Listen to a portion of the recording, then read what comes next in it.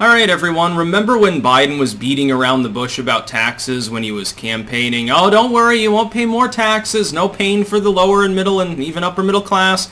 If you don't make at least $400,000 as an individual, you won't see any new taxes. Well, that's bullshit. And with Buttigieg, actually, he's got the most interesting one, which is a mileage tax.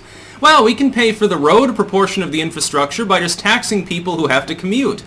Namely, people who tend not to be extremely wealthy, just so we're aware of this fact. So if you have to drive to and from work, like especially if you're a city dweller, a lot of people, if they're in the middle class and they're in an urban area, they commute 10, 15 miles every day just to go back and forth between work. It's not very efficient, but it's sort of a culture thing that has happened. I guess they're going to have to do a lot more carpooling and stuff in order to lessen the pain of this tax. Essentially, it will impact the middle class the most. $400,000 a year, I don't exactly think that's solid middle class. Anyway, first and foremost, before we get into this boondoggle of Biden's economic incompetence, which is really what he's showing, and of course, the incompetence of the people that wrote the bill, Biden's too busy playing with paper airplanes all day. He's basically a big baby at this point, shits his pants, probably can't even fucking dress himself. Before that, though, there will be a pinned comment if you're watching this video on YouTube with links to 4 other video hosting sites that I use. Again, keep in mind, I do 2 videos a day on YouTube, but I do 2 extra videos a day on those sites that aren't on YouTube at all. They might be spicier topics. Partially, it's just to punish YouTube. YouTube now talking about hiding the dislike function in order to protect MSM propaganda from the revelation that it's unpopular. It's become really difficult because most of the priority creators are like bland, cloying bullshit content as opposed to the good side of YouTube, which is people without corporate sponsorships by and large. And so in order to make it seem less lopsided, because, you know, CNN videos, they tend to get ratioed and shit, they'll just hide the fact that they're unpopular in order to protect their corporate cronyist buddies. So YouTube devolving further into becoming basically just another version of Netflix with less and less interaction between people and the content. Because, of course, priority creators, you can't email them. They're not, in many cases, even just people. So there's no real fan participation at that point because there's no fans. Trust me, with Joe Biden's $3 trillion infrastructure arrangement, most of it will be frittered away. It will not add anything to the long-term economy, and it's just a power grab. We've seen this happen before. Shovel-ready wasn't exactly shovel-ready now, was it? Well, it comes from the same administration that Biden was part of before. Now you've got Beijing Biden's Manchurian Hong Kong administration doing the same thing. This is essentially, here's what will happen here. Even if you don't raise taxes to pay for this, you will end up with inflation, because the proposals that they're making will come up way short of $3 trillion, just so that we're all aware. The infrastructure will never add to the economy, it won't pay off, and it's basically just horseshit. What'll happen is that you'll pay a little bit more for goods and services. Employers will cut a few employees and unemployment will rise. The standard of living will drop a bit. And then they'll probably see a lot of this money siphoned off by the states.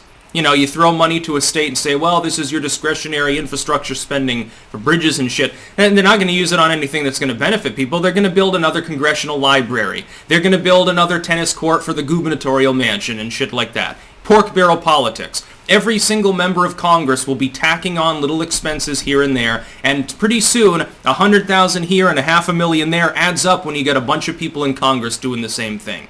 Hundreds of billions of dollars of this will be flat out wasted on pork barrel. Hundreds of billions more will be used on well-meaning projects that'll end up coming in over budget and way past schedule and ultimately be meaningless. That is what will happen with the infrastructural spending. The idea that this is some panacea that's going to rapidly improve the American economy and strengthen it in a structural manner, we're building back better, is horseshit. As for paying for it, you will see inflation and you will see more taxes on average people. The biggest tell is Pete Buttigieg's now transport secretary. His proposal is, well, we can pay for the transportation proportion with a mileage tax. And yeah, you probably could. See, the problem is the people that pay the most for that will be middle classers, the commuting class. In, like, you know, urban metro areas, they're basically in a town on the edge of a big city. They commute to and from their white-collar job, and they might drive 20, 30 miles a day. By the way, there's a big difference between the stop and go. It takes you an hour to get a fucking 10 feet in Manhattan versus highway travel in some more efficient parts of the country. There are people who commute like 100 miles a fucking day. It's not efficient. It's not really a thing that makes any sense when you think about it, but there are people that do that.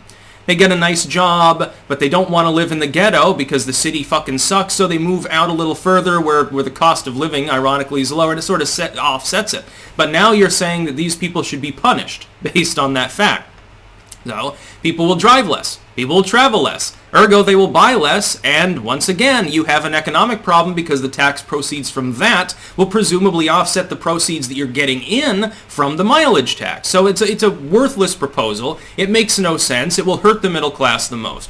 Estate tax. Do you honestly think that they're going to cut it off at the super rich level? Oh, Jeff Bezos, we're going to, when he leaves shit to his kids, which, trust me, there are plenty of legal ways around that anyway. Assuming that he was a total dunce and actually ran afoul of our estate tax and didn't basically bypass the fucking law through some legal maneuver, which, trust me, the super rich will be very good at, and the not super rich will be very bad at, generally speaking, due to lack of foresight or legal expertise or the ability to hire the sort of attorney that they would need for that. It won't bring in enough proceeds to $3 trillion. What are you talking about?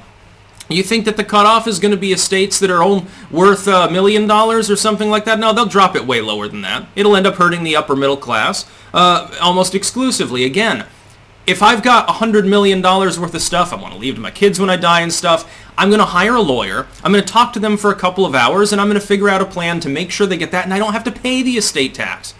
Maybe I parcel it out into smaller chunks. Maybe there's some sort of legalese loophole that I can use. Because I've got a high-powered attorney. I got $100 million. I mean, I can fritter away a few days doing that.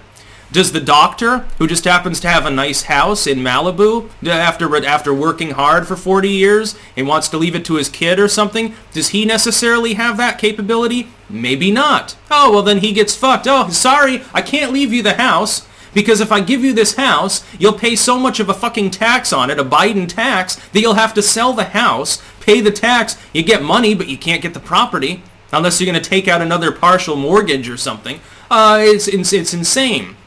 The whole idea behind this infrastructural proposal is terrible from top to bottom. Oh, we're going to have a wealth tax. Yeah, well, we're going to tax the billionaires, says Bernie. Again, and it's preaching to the choir largely when I'm making a video here, because you're sort of with it if you're a clanker, I would hope, on this particular issue.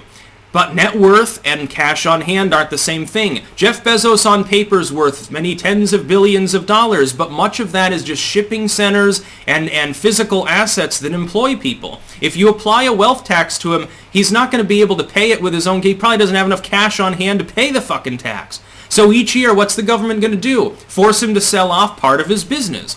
The problem? They're just going to go belly up. Who's going to buy them? Who's going to buy the Amazon shipping center? Who else would have a use for it? Nobody. It'll end up sitting there derelict, putting thousands of people out of work, or the government will literally have to come in and fucking nationalize it. Bernie Sanders Shipping Center. It has a ring to it. I'm sure that he would love that. By the way, if Bernie Sanders were a billionaire, I bet he wouldn't have a problem with billionaires anymore. Then he'd find something else to bitch and complain about impotently for the rest of his fucking life. Geriatric fool and worthless hack that he is. You're going to see taxes on the lower classes.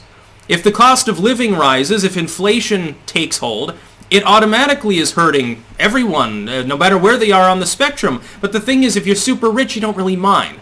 The super rich will be fine under Biden's tax proposals. Nothing that he does is going to stop Bezos from being filthy rich. Nothing he does is going to stop Elon Musk from being rich. And anyway, you can always offshore things. What will happen, though, is that the lower class will suffer. You'll pay an extra 10 cents for that next hot dog. The middle class will suffer. You're paying a mileage tax for the benefit of commuting. You're going to pay maybe an estate tax.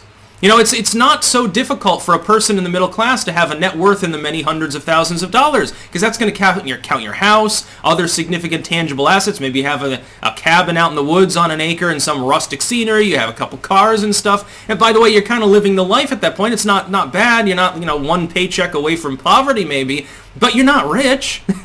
That's the sort of like the American dream. That should be the norm for Americans. Yes, it's possible for us to have a society in which everyone's capable of having their little bit of land, doing their own thing, maybe more people working for themselves and being more independent. That's exactly what Biden doesn't want, which is why this tax proposal that he's making, and it's still, you're not exactly sure who's going to feel the most pain, it's aimed towards robbing the upper middle class, the solid middle class, and the working class, while throwing some peanuts to the truly poor and basically doing nothing to the rich. The working rich get fucked, but the super rich that have bought and sold your government, do you honestly think Beijing Biden is going to take their money? He's going to take yours. And that infrastructure is not going to be useful to you. It's going to be bridges to nowhere, shovel-ready 2.0. It's going to be pork barrel frittered away bullshit nonsense. It won't actually do anything. We don't need an infrastructural plan. What we should be doing is slashing taxes and getting rid of a lot of government bureaucracy. Trump was well underway doing that, and it was helping the economy. Thank goodness we had several years of Trump's deregulation to help buffer our economy against the fallout from the COVID lockdowns. We'd be way worse off. Our unemployment rate would probably be upwards of 10% right now if Trump hadn't enacted actual economic reforms. Thank goodness the Trump tax plan is by and large still at least partially intact for a number of years to come. That will help us shelter the economy from the storm that's coming from incompetent fools like Beijing Biden, who really at the end of the day, they don't care about you. The idea that he's going to reform things, he's going to make everything better. No, he's not. He's going to make it a hell of a lot worse, trust me. That's about all. Peace out.